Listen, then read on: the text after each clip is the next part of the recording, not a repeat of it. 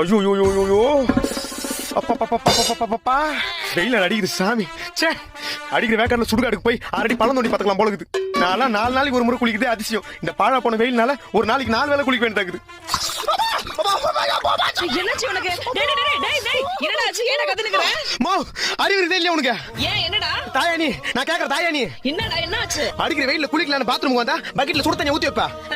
அட அறிவு கெட்டவனே. நான் எங்க சுடு தண்ணி ஊத்தி வச்சேன்? டேங்க்ல இருந்து வரதே சுடதா வருது. இது டேங்க்ல இருந்து வரதே அப்படிதான் வருதா? ஆமா, இங்க பாரு. அம்மா, இப்படி எல்லா இடமும் சூடா இருந்தா நான் எப்படிமா இந்த வெயில்ல குளிப்பேன்? போய் பச்சை தண்ணியாவது காய வைமா.